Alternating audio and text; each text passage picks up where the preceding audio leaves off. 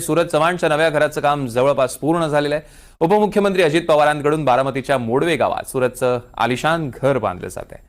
कसं आहे सूरजचं घर बघूया एनडीटीव्ही मराठीचा खास रिपोर्ट। बुक्की टेंगुळ मला मिळना झापूक झुपूक झुपूक झुपूक झापूक झुपूक मी बोलताना बोली गत ही सूरज चव्हाणची फेमस स्टाईल। मी पाडतो बोली गत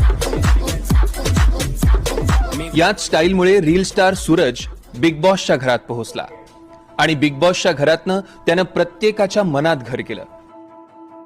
सूरजचा साधेपणा सगळ्यांनाच भावला। जेव्हा त्यानं बिग बॉसची ट्रॉफी उंचावली तेव्हा सगळा महाराष्ट्र आनंदी झाला। हीच ट्रॉफी घेऊन तो अजितदादांच्या भेटीला गेला आणि तेव्हाच दादांनी सूरजला एक वचन दिलं। ते वचन होतं हक्काचं घर बांधून देण्याचं। आज अजितदादांनी सूरजला दिलेलं हेच वचन पूर्ण होताना दिसतंय। सध्या बारामती तालुक्यातील मोडवे गावात बिग बॉस फेम सूरजचं घर बांधलं जात आहे आणि या घराची सर्वत्र एकच चर्चा आहे। चला तर पाहूयात कसं आहे सूरजचं घर।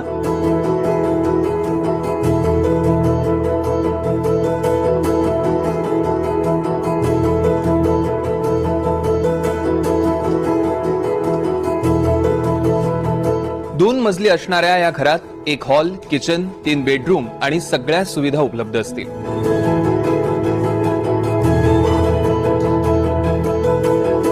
सूरज चव्हाणला आई वडील नसल्यानं त्याच्या आत्यानंच त्याला लहानाचं मोठं केलं।